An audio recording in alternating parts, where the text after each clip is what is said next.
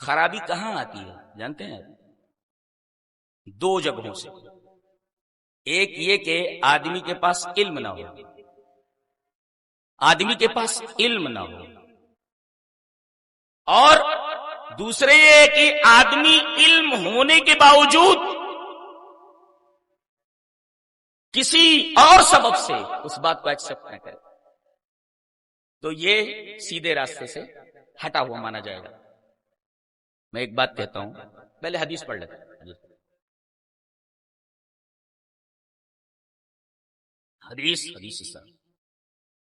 وعن عبد الله بن عمرو بن العاص رضي الله تعالى عنه قال قال رسول الله صلى الله عليه وسلم ان الله لا يقبض العلم انتزاعا ينتزعه من الناس ولكن يقبض بقبض العلماء.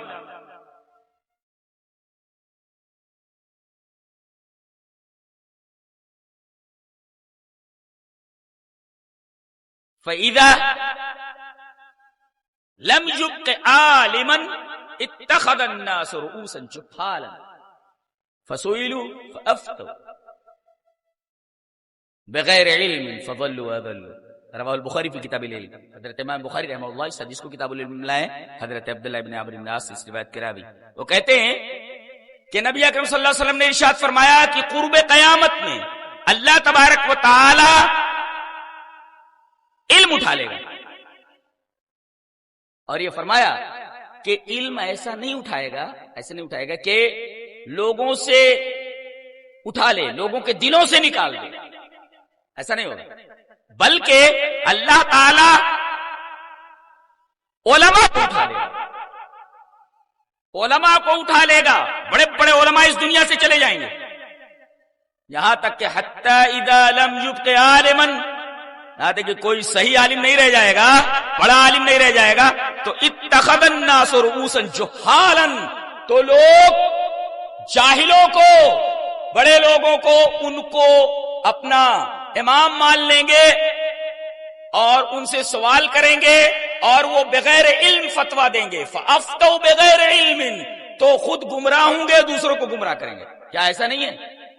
اچھا، پہلے اس حدیث کے اوپر علماء نے جو ریمارک کیا ہے وہ دو ریمارک میں دے دیتا ہوں ان کے. کہتے ہیں فیہ الحث علی التعلم، نبی اکرم صلی اللہ علیہ وسلم نے اس حدیث کے اندر ابھارا ہے کہ لوگ علم حاصل کریں. ہاں، محدث نے کیا لکھا ہے، شارح نے کیا لکھا ہے، اس حدیث پر ریمارک کیا دیا ہے، فیہ الحث علی التعلم. اس حدیث کے اندر لوگوں کو ابھارا گیا ہے کہ وہ علم حاصل کریں. اور دوسری بات یہ علماء کا تذکرہ کیا گیا ہے کہ علماء سے، علماء کی زبانوں سے علم حاصل کریں.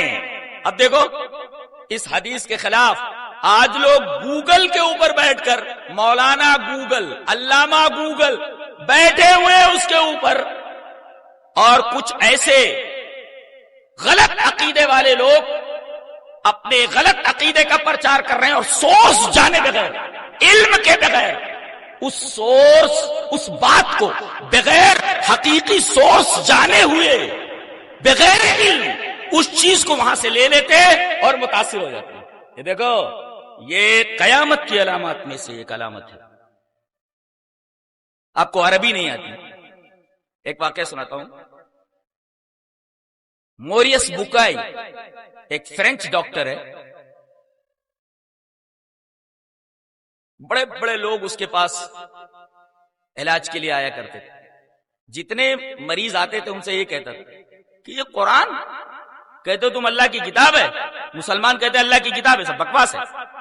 بولے انسانوں کا گڑھا ہوا ایک کلام ہے، یہ اللہ کا کلام نہیں. تمام مریضوں سے یہ کہتا تھا.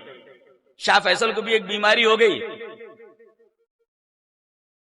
اور شاہ فیصل موریس بکائی کے پیشنٹ بنے. موریس بکائی نے ان سے بھی یہی کہا، تم لوگ قرآن کو اللہ کا کلام مانگ، ارے یہ انسانوں کا گڑھا ہوا کلام ہے، اور تم جو عقیدہ لے کر کے بیٹھے ہو کہ قرآن اللہ کا کلام ہے، صحیح نہیں ہے. شاہ فیصل نے سب سے پہلے یہی پوچھا، کیا آپ نے عربی پڑھی ہے؟ قرآن کو آپ نے کیسے پڑھا؟ بولے ترجمے سے، انگریزی ترجمے سے میں نے پڑھا۔ تو شاہ فیصل مسکرائے اور کہا کہ قرآن کو پڑھنے کے لیے عربی زبان سیکھنا ضروری ہے۔ میرے پاس ایک لڑکا آیا، یہاں ہمارے گاؤں سے آئے ہوئے، ہمارے احباب جانتے ہیں کہ اپنی ویلسن یونیورسٹی لندن سے فارغ ہے، MBA کیا اس نے، اور تقریباً اپنی نوکری چھوڑ کر مجھ سے 1.5 سال تک اس نے پڑھا ہے۔ کیا پڑھا اس نے؟ عربی ادب، نحو، صرف، علم استدلال، منطق، فلسفہ، علم اصول فقہ، تقریباً 10 علوم پڑھے اس نے، اور علم اصول حدیث۔ اس کا کہنا یہ ہے کہ اتنی سسٹمیٹک چیز اور اتنا سسٹمیٹک فن کسی بات کو پرکھنے کے لیے یہ تحقیق کا سب سے اعلیٰ معیار ہے۔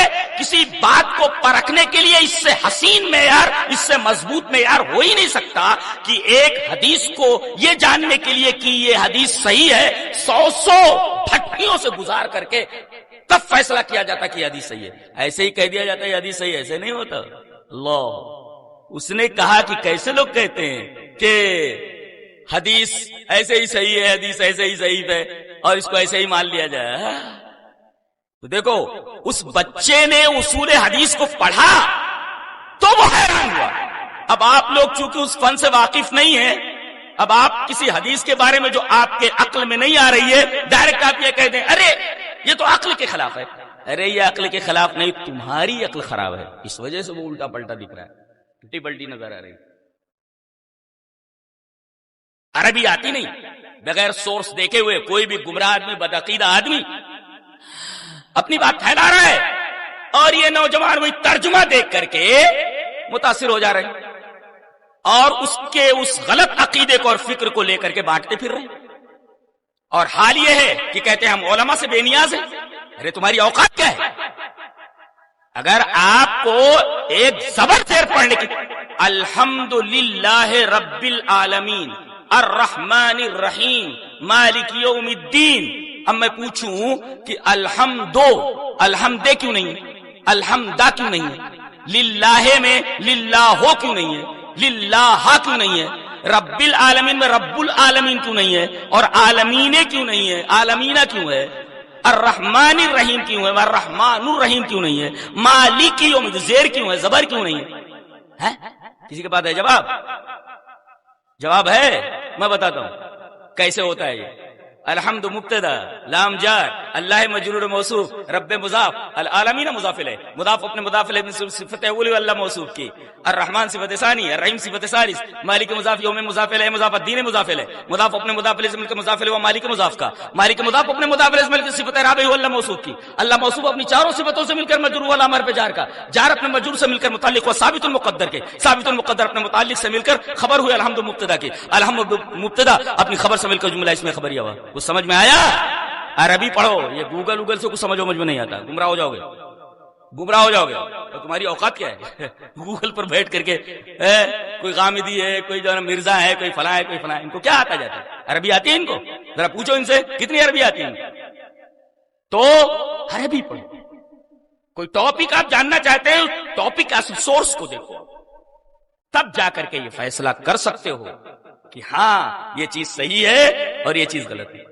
آپ کے پاس فیصلہ کرنے کی قوت ہی نہیں ہے، آپ کسی کے کہنے سے کوئی فکر لے کر کے اڑ رہے ہیں، یہ تو سراسر جہالت ہے، جن کے بارے میں اللہ تبارک و تعالیٰ نے ارشاد فرمایا الذین ضل سعیہم فی الحیاۃ الدنیا وہم یحسبون انہم یحسنون صنعا، یہ وہ لوگ ہیں جن کی پوری کوشش دنیا کی زندگی میں رائے گاں چلی گئی اور وہ یہ سمجھتے رہے کہ بہت اچھا کام کر رہے ہیں، وہم یحسنون انہم یحسنون صنعا، وہم اللہ اکبر زندگی بھر یہ سمجھتے رہے کہ بہت اچھا کام کر رہے ہیں، جبکہ ان کی پوری کوشش دنیا کی زندگی میں خراب ہو گئی، برباد ہو گئی۔